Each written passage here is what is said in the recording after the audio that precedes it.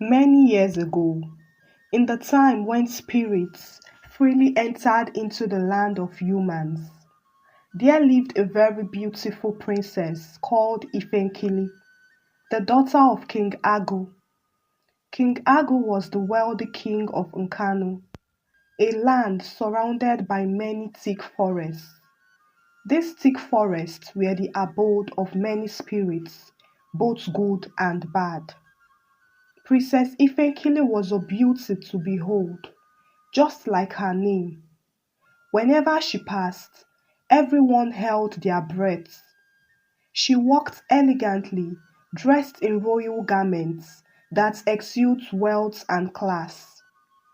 Her skin glistened in the sun and complemented her ebony hair, which rested on her shoulders. She was the pride of her father and Nkanu. However, in spite of her wonderful features, Ifenkili had a short temper and she looked down on the poor. Her father was the wealthy king, so she had zero tolerance for those she believed were below her class. The only people she allowed in her space were the daughters of wealthy chiefs in the village. They all worshipped the ground on which she walked on and tried to always be in her good books. At one time, one of these girls had told Princess Ifenkili, Princess, you shouldn't have broken that woman's water pot. She didn't intentionally splash water on you. It was an accident. Princess Ifenkili slapped the girl and told her to leave her presence immediately and never return. Since then, everyone knew better than to voice their unsolicited opinion to the princess. Being the only child of the king of Nkano, anyone that marries her was to be the next king after King Agu. Princess Ifenkili knew about this, and so she was very careful in associating with just any man. In fact, she avoided all the young men in Nkanu except for one. Akunna was the son of the richest man in Nkanu, and Ifenkili had fantasized about the fact that getting married to Akunna would add more wealth to her father's wealth, making them more influential beyond their village. King Agu and Akunna's father were pleased with the idea of their children getting married, as it would favor them both. Ifenkili and Akunna were soon seen everywhere together, and everyone understood that they were going to get married. Ifenkili pride grew, as not only was she the beautiful princess of a wealthy king, she was soon to be the wife of the son of the wealthiest man in the village. At the outskirts of Nkanu village lived a poor hunter named Jidenna. Jidenna was a poor orphan. He lost his both parents at a very young age, and since then has had to provide for himself. He started hunting for meat at a very young age to feed himself and has grown into a fearless hunter. Jidenna was a humble and cool-headed young man who lived a lonely life. No one wanted to associate with him, especially the girls of the village. His life was very basic. He would go hunting, take his catch to the market to sell, and then return back home. On many occasions, Jidenna had seen Princess Ifenkili on his way to the markets. He secretly admired her and wanted to be her friend, but he dare not approach her for fear of what she would do to him.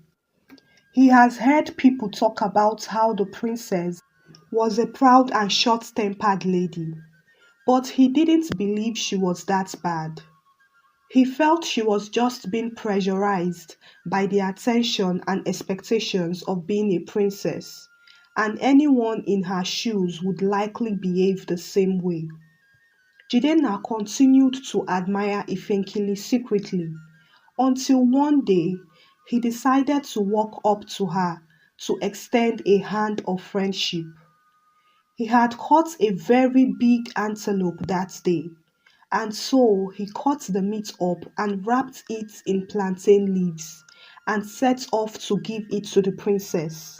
He knew the regular spots at which she usually relaxed and the time also, so he was sure he would meet her there.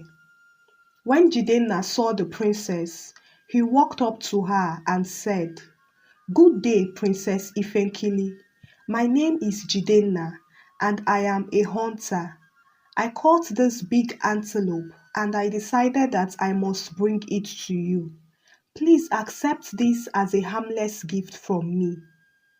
Princess Ifenkili looked at Jidenna from his head to toe, and she immediately got irritated, seeing that he was a classless hunter. She lost her temper immediately and shouted at Jidenna, "Do I look hungry to you? Did I come to you begging for meat?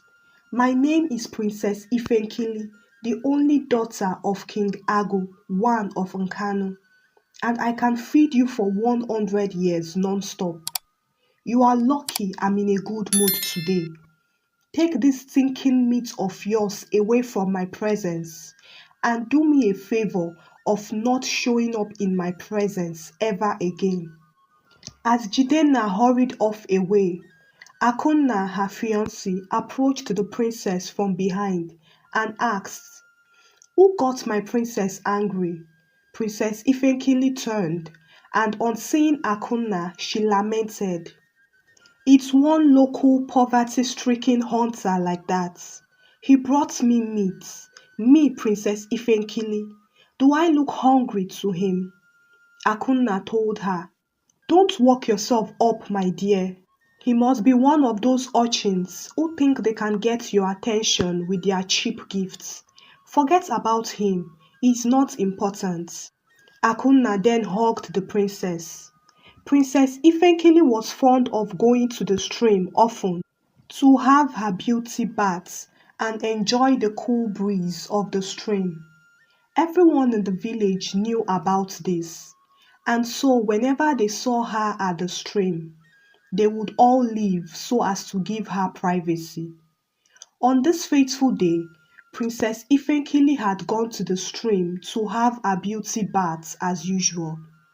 Shortly after she arrived, an elderly woman rushed to the stream, trying to fetch water with her pot. Princess Ifenkili saw her and shouted at her to leave the stream immediately. The woman told her, "Please, my dear, I need to fetch this water quickly and head back home. My little daughter is terribly sick, and I need this water to boil some herbs for her." Ifenkili lost it immediately. She walked up to the woman, slapped her, and told her, "First of all, I am not your dear. Don't ever address me like that. I am Princess Ifenkili, and I don't share my time at the stream with anyone. So get out." The woman fell on the ground and begged her, "Please, my daughter is sick. I need to get water." Ifenkili looked at her water pot and grabbed it from her. She smashed the pot on the ground and said to the woman, "Now you have nothing to fetch water with. Leave here now and don't waste my time." The woman looked at her shattered pot and left crying bitterly. Princess Ifenkili then went and had her bath. The marriage between the princess and Akunna had been fixed to take place after the New Yam festival. They were both excited for it and looked forward to life as husband and wife when a huge tragedy befell them. Princess Ifenkili started to complain of stomach ache. She was given some herbs to drink to cure it, and it did cure it. But after 3 days, she woke up to a very severe pain in her stomach. The herbalist came and gave her some herbs, but this time nothing worked. Rather, the pain grew worse and her tummy started to swell. King Agu was very worried and sent for different herbalists from different villages. They all came but were not able to heal Princess Ifenkili. Her condition grew worse by the day, and her tummy grew so big, like a woman pregnant with triplets, such that she was not able to walk anymore and had to be confined to her bed. When she goes to ease herself, she would urinate a bucket full of water, after which her belly would get filled up again. This was the kind of sickness that befell the beautiful Princess Ifenkili of Nkanu. Word soon spread throughout the village that the high and mighty princess has been stricken by a strange sickness that has defied all treatments. King Agu was very worried, but felt helpless as he watched his daughter's condition grow worse. As the herbs from the herbalist were not working, he decided to send for the chief priest of the village to consult with the gods concerning his daughter's fate. When the chief priest arrived, he went in to see the princess, but he immediately left the room. The king was surprised and asked him what the problem was. The chief priest shook his head and asked the king, "Who did the princess offend?"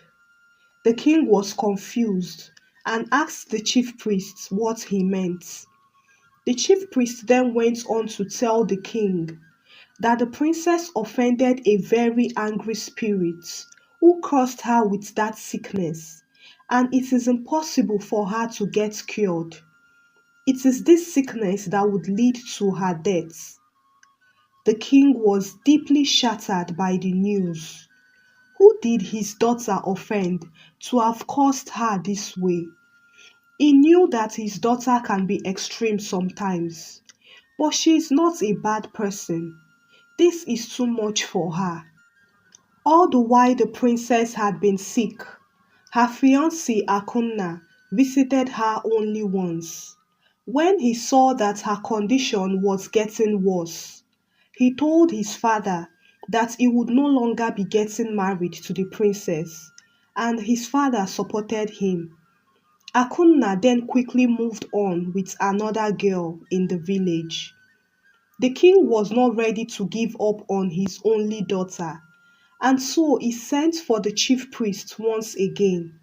He pleaded with the chief priest to come up with a solution to his daughter's condition. After consulting with the gods, the chief priest told him that the only way was for someone to go to the land of the spirits and appease the offended spirits. But this was a difficult one because the spirit was very angry and might even kill anyone who comes to appeal on behalf of the rude princess. The king was stuck in the middle. He didn't know what to do. No one has ever gone into the thick forest before. That was where the spirits lived. After much thought, he decided to try his luck. Of course, there should be people willing to risk their lives for their princess. He promised to give the person who would save his daughter half of his wealth. Word spread throughout the village that the king had promised to give half of his wealth to the person who would go and save his daughter. But surprisingly, everyone laughed and scorned at the news. They said, "Let the king keep his wealth to himself. I will never risk my life because of that proud and heartless princess." And so, no one accepted to save the princess, not even her friends who had always tried to please her. Everyone left and deserted the princess to die. Jidenna had heard of the princess' sickness, and he felt really sorry for her. Even though she was rude and proud, she didn't deserve this kind of punishment from anyone. He wished he could help her, but he didn't know how to go about it. After much thought, he decided to visit the chief priest. Jidenna asked the chief priest what he needed to do to save the princess. The chief priest told him that he was to go to the thick forest where the spirits lived and pacify the angered spirits. He would meet different spirits, but if he has a good heart, he will be able to survive them all and locate the angered spirits. Jidenna went home and thought about it. It was not going to be an easy task, but he didn't have anything to lose if he went. After all, he was just a poor orphan. That night, when Jidenna slept, he dreamt and saw himself in the shop of a potter who had different beautiful water pots on display. The owner of the pots told him to take any one of his choice. Jidenna refused, saying that he doesn't have any money to pay for it. But the owner insisted, saying it was a necessity. As Jidenna picked up a pot from the shop, he woke up from his sleep. He was confused as to what the dream meant. What did the man mean by it's a necessity? Jidenna decided to go to the market to buy a beautiful new water pot. He bought some kola nuts, alligator pepper, and palm fronds also. He had caught an antelope the previous day, so he wrapped up the meat and packed all the items together. He then set out to go to the thick forest. At the entrance of the forest, Jidenna saw two men fighting. They were blocking his path, and so he could not pass. He brought out two palm leaves and offered the men one leaf each. He begged them to not fight anymore and to embrace peace. As the men turned to him and collected the leaves, they both vanished. Jidenna was scared and ran with his items into the forest. He had not gone deep into the forest when he saw a young girl who was caught in a trap crying. Jidenna went over to her, removed the trap from her leg, and pressed some juice from the palm leaves into her wound. As he was about to ask her where her house was, the little girl stood up and vanished into thin air. Jidenna was taken aback again. He had just encountered a spirit again. He continued with his journey until he got to a baobab tree. The tree was blocking the way, and there was no way to move any further. He dropped the pots on the ground and brought out four kola nuts, the type that has six lobes, and some alligator pepper. He laid a palm frond on the floor and dropped the kola nuts and alligator pepper on it. He then beckoned on the spirit of the tree to accept his sacrifice and come to his aid. The sacrifice vanished into the tree, and an elderly woman came out. The same woman Princess Ifenkili had slapped and broken her pots at the stream. She looked at Jidenna and smiled. You are just like your father, Jidenna. Jidenna was shocked. How do you know my name? He asked. She replied, your father was a good man. I met him when I came to the land of the living many years ago. Someone had accused me of killing her child with the herbs I gave her, when the actual fact was that she carelessly administered overdose to her child. The villagers were quick to want vengeance, and the king ordered that I should be stoned to death. Your father knew that I was innocent and helped me escape. The villagers found out what your father did and killed him and your mother in place of me. You were safe at that time because you were at your maternal home. I was indebted to your father for life, and I knew that I had to repay him through you, his son. I also held a grudge against the king throughout all these years. And when I heard that his daughter was a proud and mannerless girl, I decided to punish him through her. I met her at the stream and she slapped me and broke my water pot. She showed me no sympathy even when I told her that I had a sick daughter who seriously needed the water. That was a perfect opportunity for me to carry out my vengeance. Once the princess dies, the throne would be taken away from King Agu and given to someone else. Jidenna fell on his knees and begged her to be merciful. He presented the new water pots and the meat he wrapped to her and begged her to forgive the royal house for his sake. The woman accepted the gifts and told Jidenna, I am doing this for your sake. You will have your plea granted. This is where your destiny lies anyway. The crown fits your head. She gave Jidenna a chalk to give to the chief priest to use on the princess and she will get well. Jidenna thanked her and did as he was told.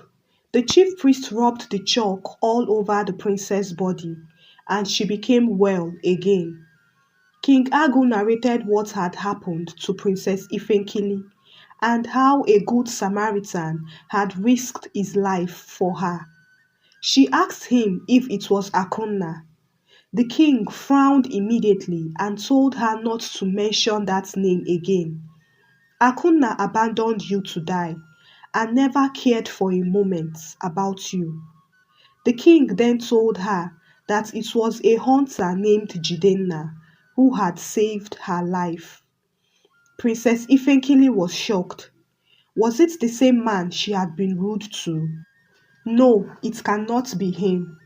The princess asked that the man came over so that she can thank him properly. Jidenna refused to come as he remembered that the princess had warned him never to show up before her again. Princess Ifenkili had to go to his house herself. When she saw Jidenna, she was ashamed and immediately fell on her knees apologizing to him. Jidenna brought her up and told her to not take it to heart, as he did what he did because he genuinely did not want her to die, and he does not hold any grudge against her. Princess Ifenkili thanked him and told him to come to the palace to see her father. When Jidenna saw the king, he narrated everything the spirit woman had told him to the king. King Agu was taken aback and regretted his actions. He called the chief priest to offer sacrifices to apologize and appease the woman's spirits. Princess Ifenkili recovered fully and her beauty radiated once more. However, this time she was no longer proud or short-tempered. She treated everyone as equal humans and with empathy. After the New Yam festival, Princess Ifenkili and Jidenna got married, and Jidenna became the king after King Agu passed on.